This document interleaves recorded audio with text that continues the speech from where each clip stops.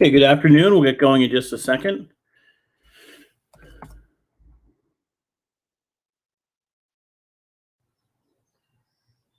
Hope everyone's having a good day. We have Candelora coming on, but for some reason, having a hard time connecting. So I'm not sure what's going on, but we'll get to that in a few minutes. Hopefully he can log in.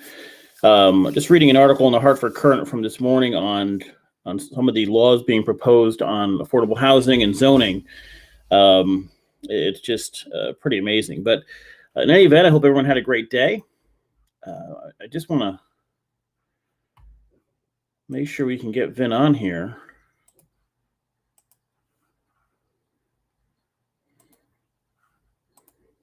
So we have no problem connecting. We're completely live. And for some reason, it's not working for him.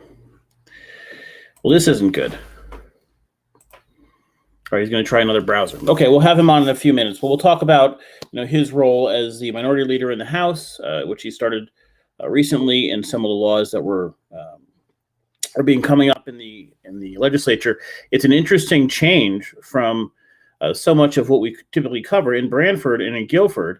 We have had Democrats for as long as I've covered news. So 11, 12 years of Branford 7 have always been Peter Panarone, Lonnie Reed, now Robin Comey. I think we go back to Billy Nascovich to the last time a Republican represented this area. But Vin Candelora has been in North Branford for quite some time.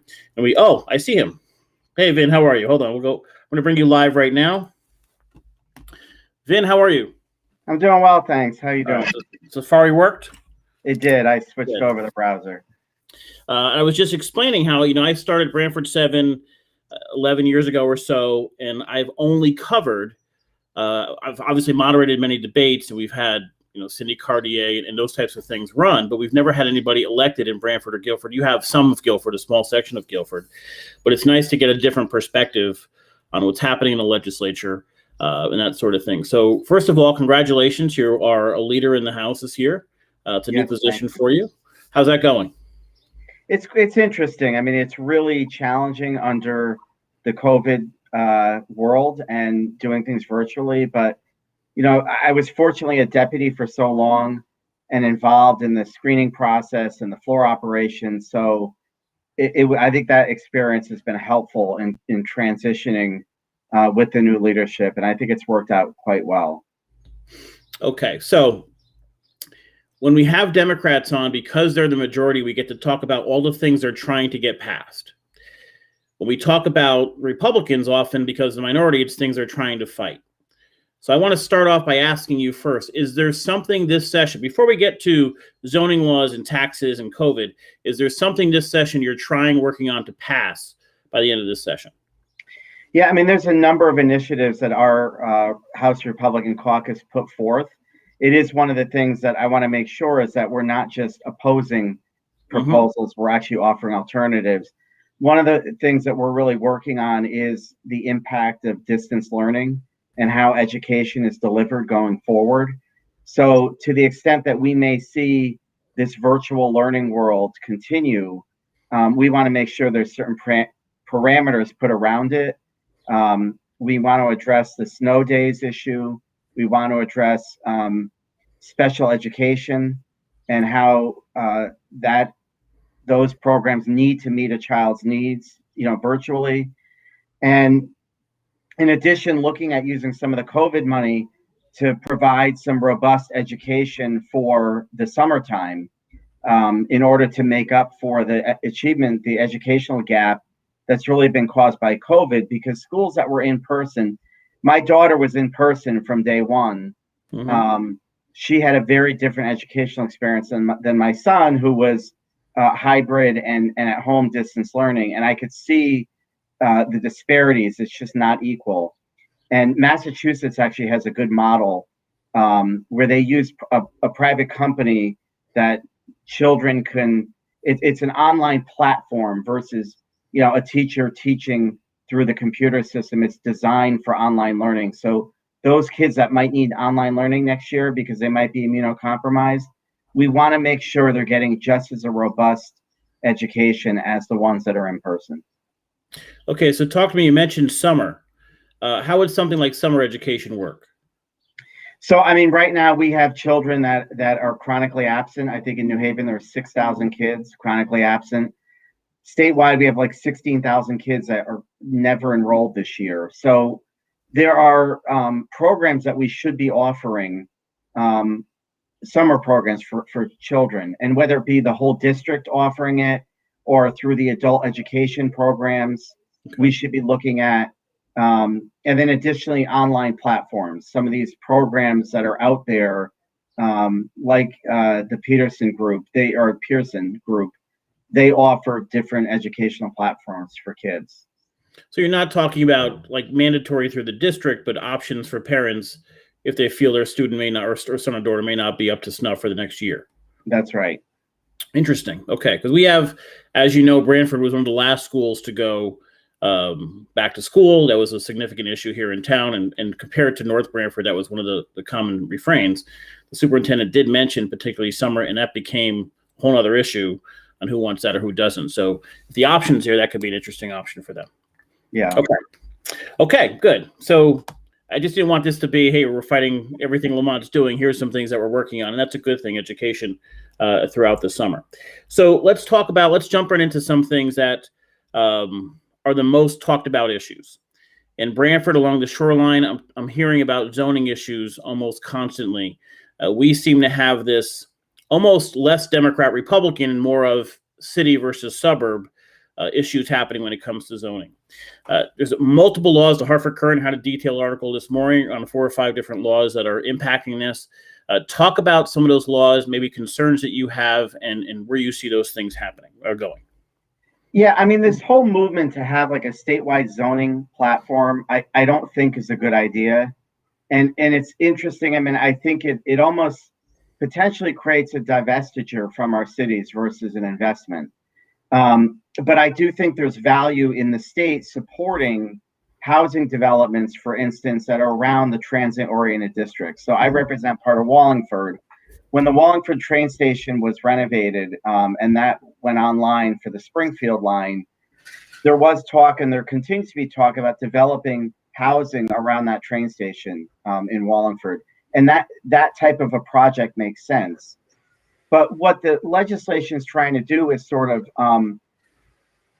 mandate a structure for every town to have multifamily housing in their communities. And that doesn't necessarily translate to affordable housing, which I think is the biggest issue in our state. Not so much of segregation, because I do think, generally speaking, and I'm not naive to racism and segregation, but our state as a whole, I think, is a little bit different than most. I mean, I think we are sort of very, very inclusive, but there are barriers for certain communities.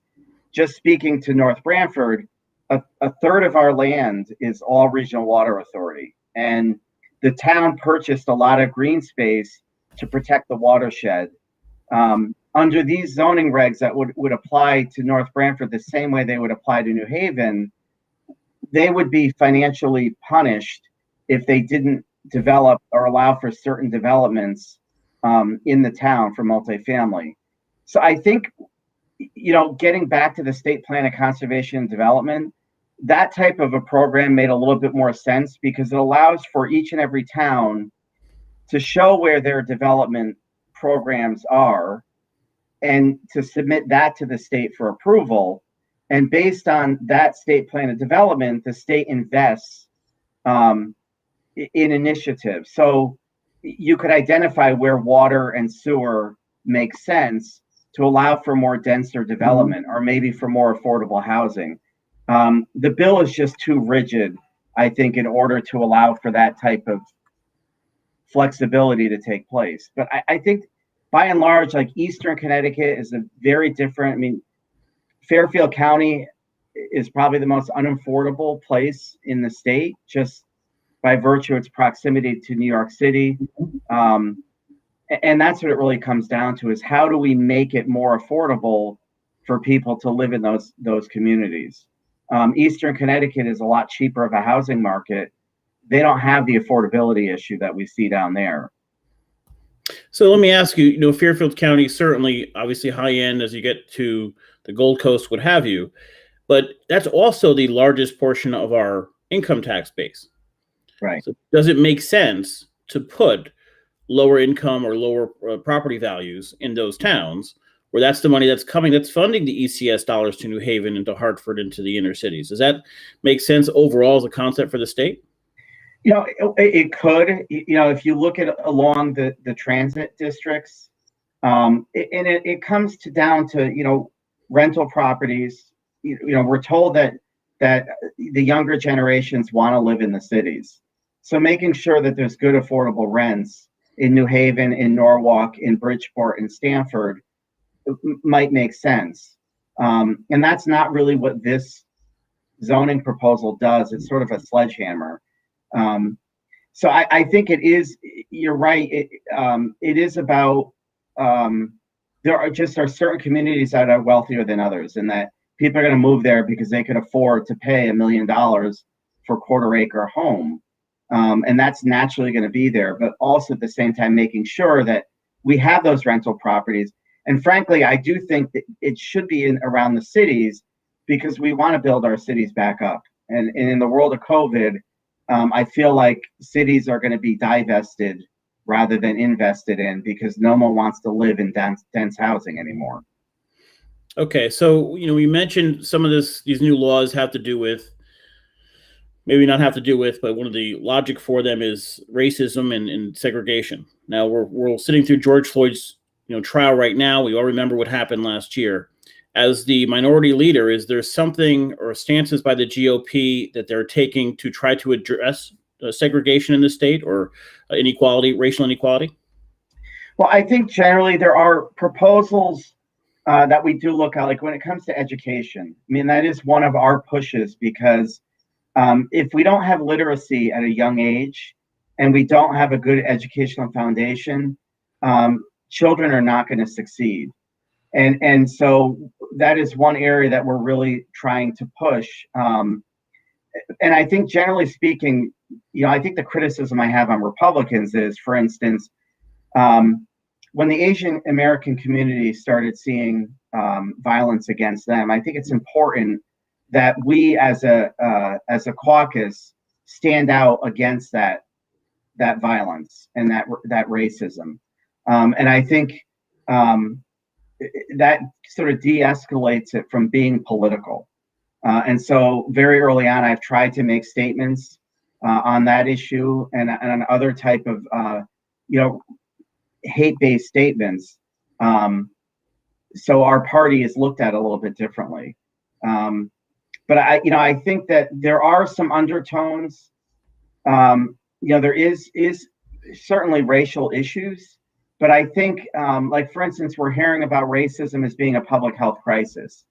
There is no question that our minority populations are impacted far worse in our healthcare system. But it's a function of government. I don't think society did that. I think it's the way we underfund Medicaid. So we don't make those reimbursement rates as high as private insurance. So as a result, fewer doctors will take Medicaid, and it pushes our lower income communities into having less of a choice for healthcare. I don't think it's a function of racism. I think it's a function of government not investing properly in those areas. So the issues are complicated, and it ends up impacting disproportionately those people that are utilizing that service, who may be the Black community or the Asian community. And it appears to be racist, but I don't think it was based that way. Interesting. Okay. So it's not necessarily systemic racism so much as we have, with our money, not prioritized issues that would help those of lower means and maybe disproportionately of color. Right. Okay. Interesting. Okay. That being said, typically you can't find a Republican that's not against whatever new tax is being proposed. And we saw taxes for new tolls being proposed years back. and now there's taxes on trucks or gasoline or what have you. Talk about what's being proposed now on two levels. One, new taxes, and also this, what is it called? The Transportation and Climate Initiative, which Lamont is now pushing throughout the state. What is your stance on those? Why? And where do we go from here when it comes to especially that transportation initiative? Yeah, I mean, the transportation initiative, there's two reasons I don't like it right now. Is first off, our special transportation fund is insolvent. And so we need to fix that first. This TCI initiative does not do that, number one. Number two, it has us joining a regional group that is now going to take control over a form of tax in the state of Connecticut. So Massachusetts, Rhode Island, and Washington, D.C. are going to be investing and controlling where Connecticut taxes are going to be spent. And I don't like that middleman getting involved. And it's under the guise of pollution, of trying to reduce pollution in Connecticut. We all know that the Western states have an impact on our air quality. None of those Western states have joined this compact, and many have denounced it, saying that we're not going to join something that is sort of leading just to more taxation.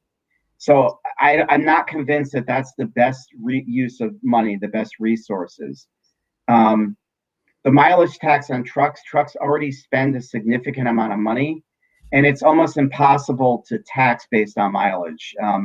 Without GPS systems, I just don't know how you implement that. One of what I would say we should look to do is start moving all of our transportation related taxes into our special transportation fund. We need to take the employee fringe benefits and employee wages out of the special transportation fund. Up until 2009, we funded it out of the general fund. That was transferred into the special transportation fund when we had that first recession to close the gap under Governor Rell. I think we need to undo that policy so that we could start refunding our special transportation fund. The other areas that we need to do is, we heavily subsidize electric vehicles, even to the tune of giving registration benefits to those vehicles. Our higher end towns, people with greater wealth are the ones that purchase those vehicles. We should look at rejiggering those rebates and allowing some of that money to return to the special transportation fund rather than giving the rebates to consumers. Because I think that that money doesn't really incentivize the purchase. And so that money could be used on that fund. So those are some of the ways I would fix the special transportation fund. Well, when I get fixing the fund by taking things that are not transportation related out of that, we still have to find money for those things as well. Is there additional revenue sources in the state you would support? So it would roughly create about $150 million hole. And so there is discussion about looking at other sources of revenue. One of the more controversial ones that we're looking at is the digital ad tax, which is sort of a bipartisan review. Whether or not that's constitutional or possible to do is questionable. But that's probably one of the biggest areas that we are looking at right now. I think, Connecticut needs to sort of, obviously, I'm not afraid to look at taxes because we do have to modernize our tax structure. One of the things that we did see was the reduction in gas taxes caused our special transportation fund to be depleted more quickly. But one of the things we did to offset that is to transfer the car tax sales into that fund, and we are slowly transferring it in order to help fund that transportation fund. I mean, it's not beyond reasonable that the cost of infrastructure improvements go up every year. Like the cost of labor and the cost of fixing bridges and roads or what have you go up. Is there at some point somewhere has to be, if we're not going to do tolls, we're not going to increase gas tax. There has to be some sort of transportation related money that's raised to pay for those things. Am I wrong? Yeah, absolutely. And so right now, I mean, the way our state budget has been running is we do have a significant more amount of money of income taxes that are coming in and going into the rainy day fund. There's a hard cap that is put on that. And so Connecticut has no opportunity to realize any growth that you naturally would have in the income tax. So those areas, are areas to examine to offset the pressure. But I think that there were two main problems that got our special transportation fund into trouble. Was one, putting all the employee payments in there, and the second was the rating of the fund. I mean, we were sweeping money out. If we make just a few of those adjustments, that would solve the solvency issue with the special transportation fund. And really, our general fund would be able to absorb it. Okay.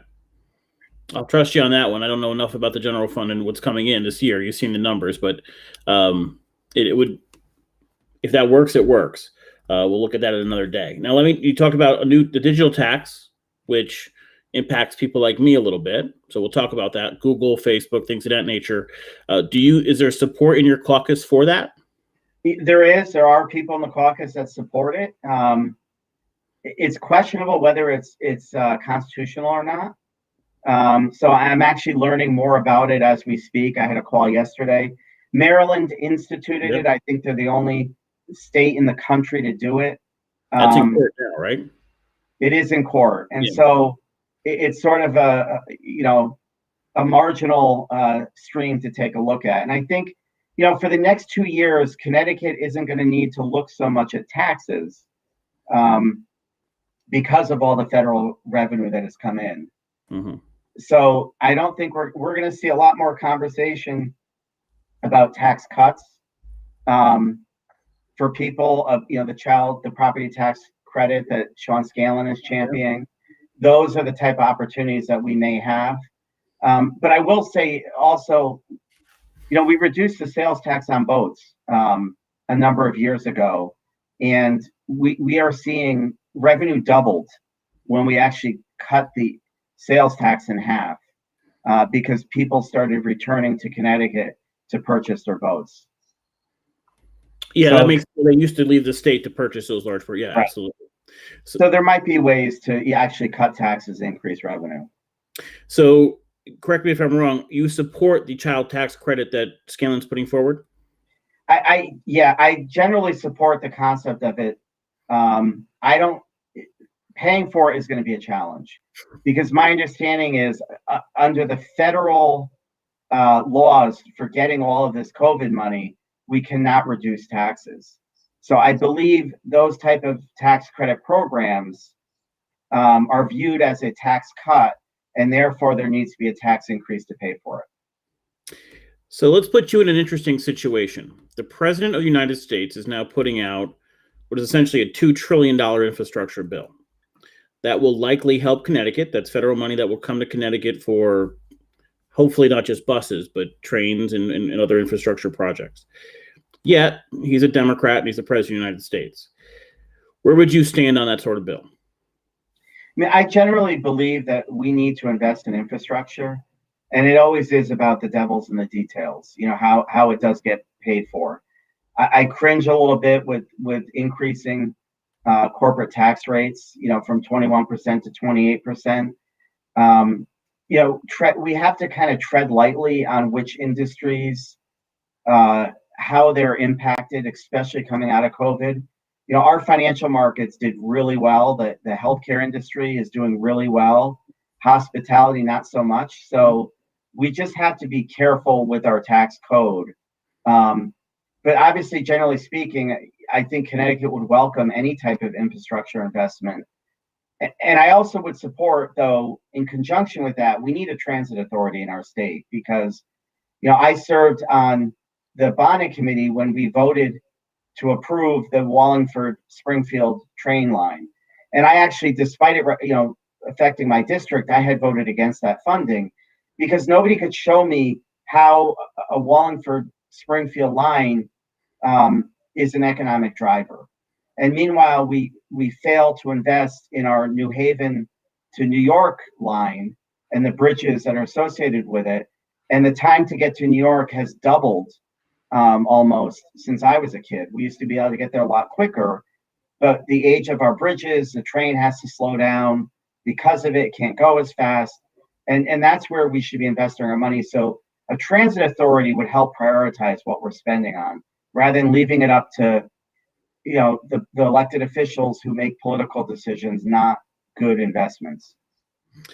Now, I will give you kudos for a moment a couple years back where you were one of the few people, as Republicans, we always talk about cuts, but you were one of the few people I've ever seen in a bonding committee meeting with the governor, which was Malloy at the time, stand up and vote against a bunch of new bonding projects and actually speak against them. So, credit for, putting where your mouth is so often. Is there something you would do now with our budget or the way Connecticut works to save money? Are there cuts that you would like to see that would help save money now? It's tough. I'll say this governor is trying to make those cuts in this next budget cycle. It's very controversial, but I do think we have to look at our state employee benefit packages. And I'm not saying do it retroactively and impact people that are already there, but we have to look at them going forward. The benefits are still too rich for us to be able to support. It's just the reality. And so those kind of incremental changes and conversation is necessary. I also think that the caps we put in place pose some challenges for Connecticut because our income tax is capped and that money automatically transfers over to our savings account. Lawmakers are left with looking at raising sales taxes and other forms of taxes versus looking at the income tax. So one of the big things that people don't realize is that the state of Connecticut could increase the income tax to 10%, and it would raise zero money for our general obligation for our budget because the money is automatically transferred out. And so while I supported those caps when we put them in place, it's creating an interesting dialogue in Hartford because it limits your decisions. Okay, so something like Scanlon's child tax credit would reduce the income tax on the lower levels, and then you could actually increase the higher levels to offset that. You couldn't do that. That's right. Under our current construct, that couldn't be done. Despite the same amount of money coming in. Right? If you're That's taking correct, because any increases to the income. Yeah, I'd have to look at it. It's a hard cap. Yeah, I think it's you might be right. That's a good point. All right, just something to consider. Yeah. And I know you want to pass that, and I know you're sort of Scanlon's plan there. All right, so let's do like a lightning round here on some bills and see where you stand. I have a friend of mine in the comments who has mentioned about 1,000 times Tesla sales. I know we all have auto dealerships in our districts. Would you support Connecticut allowing Tesla sales, electric car sales, directly from the dealer manufacturer? No, unless the franchise laws would have to be restructured. And the Tesla cars, we get the tax anyway. So if a Connecticut resident buys a Tesla in New York, we still get that use tax for that purchase. But the issue is how does that vehicle get sold to the consumer? I don't think it's fair to have different rules for different car dealerships. I think it should be uniform across the board, especially when we're seeing electric vehicles becoming the wave of the future. If we're going to prioritize electric vehicles, then Ford Motor Company and our Nissan dealers and Subaru dealers all need to be playing under the same rules. And I could argue that by saying that there's just modern advancements like buying online that become part of our, natural, progress here. Well, and I agree with that, but then we need to change the rules for everyone. Okay. Yeah, the franchise rules stop because of the Ford dealership Ford cannot sell directly to the public and bypass the dealership right now. That's right. Marijuana, supported or not? I would support a homegrown model. I would support really kind of what Vermont does. I don't look at it as a legalization bill that Connecticut has right now. I look at it as a commercialization bill. And so there's a lot of money being invested in marijuana for people to make profits. I do think it's an illicit drug that is dangerous for our youth and even dangerous for adults to be doing, giving the higher THC content. So it's not something as a society we should be promoting. And the people that really want it commercialized are the people that want to make money off of it. You look at what Vermont did, and I think they were smart. They went to a homegrown model for people. Their retail market is limited. You can't allow for the sale of gummy bears and products that are marketed to children, and they limit the THC levels. So you're not purchasing 90% THC and smoking it. There's a lower threshold. I want to say they limited it to like 60% THC. And so that's the type of, I think, reasonable proposal that Connecticut should be looking at. So the laws as currently proposed, you would not support this year? No, it's a deregulation. I mean, it really, it's sky's the limit for these commercial industries to come in here, make a lot of money, market to society. And I just don't think it will end well for the residents of Connecticut. So I would rather have a more of a, what I call a retail approach as opposed to a commercialization approach. And sports betting, do we have your support on that? Yeah, I think it's a long time coming. And I do think at first I thought we should open up the market and allow everyone to compete. But I do think there's a lot of value in protecting our current casinos and the tribal compact that we have. They are huge employers in the state of Connecticut. It's not easy to operate a casino. We're seeing what's happening in Massachusetts. I don't think they're seeing the windfall they thought. So I'm glad that we're moving toward a deal with our casino operators, and incorporating sports betting. It's just the reality. I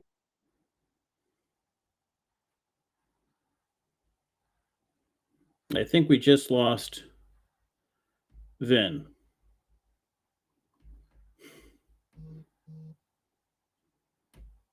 Okay, I think we lost Vin on that one.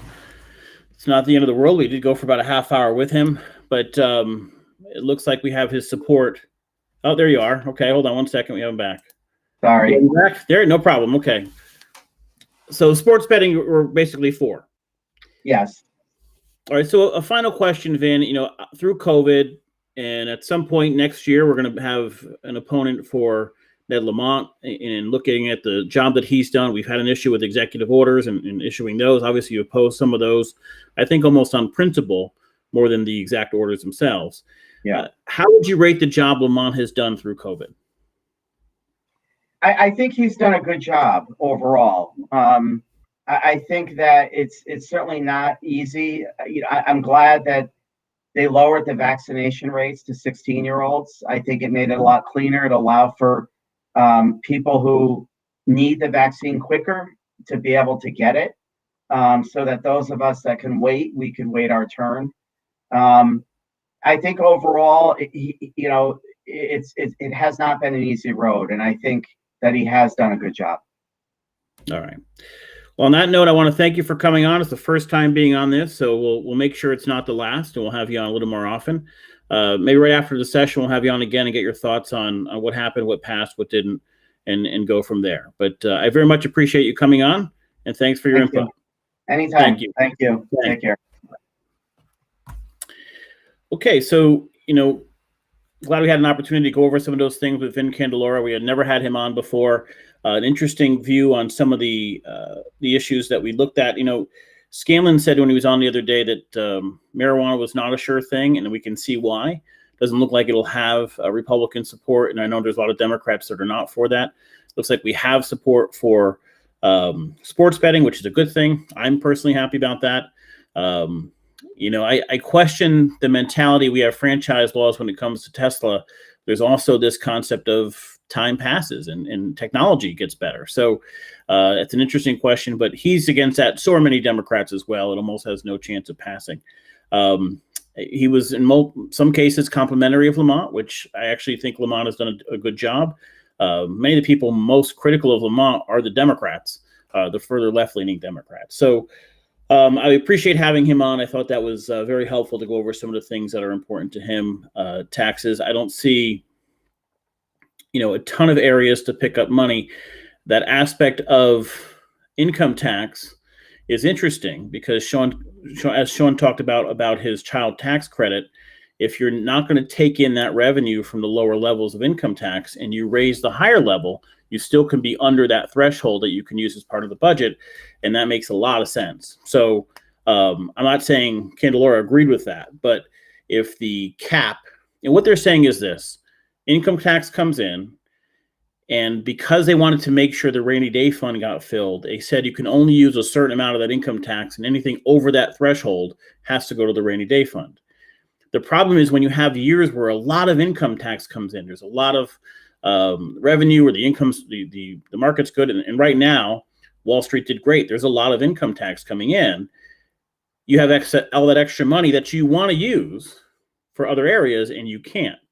And so you would have to change that law, that cap, or you have to find other ways. And what Scalen's proposing, and seems to have some support, is that child tax credit, and you could possibly make that up by raising the income tax on another level, bringing the same revenue. You're just redistributing it a little more. Those with more money are paying more. I personally would support something along those lines. Interesting interview. I appreciate him coming on. He's always straightforward, and glad to have him next week. We don't know what day yet. We will have Robin Comey on. We'll talk to her. Usually those center on education issues because that's what she's focused on, but we will bring up some of these issues as well and get her take on what's coming up this session. Guys, I appreciate you joining us. Thank you to Vin. Thank you for all of us that have commented. It's always helpful to get comments and ideas in here. Before I go, I'm going to read some of these. Michael, could a lower vehicle property tax potentially encourage people to buy newer cars, which could mean better emissions and fuel efficiency? Keep trying to figure out a lower cost of living to encourage people to come and stay. So there has been discussion statewide about lowering the motor vehicle tax for some time, doing a statewide tax as opposed to different. The reason for that is a Mercedes tax in New Haven versus a Mercedes tax in Branford is drastically different for the same car. Didn't really get any traction, so I'm not sure that will happen anytime soon. Everything else I think we kind of discussed in their response directly to Vin. So guys, thanks for joining us. We will be back on tomorrow at 4 o'clock. I have a ton of topics written down. I don't know what we'll get to tomorrow, from George Floyd to the NCAA to a bunch of other issues to talk about. So we'll talk about those. Send in your questions and your comments, and I appreciate you joining me. I will see you tomorrow at 4 o'clock. Until then,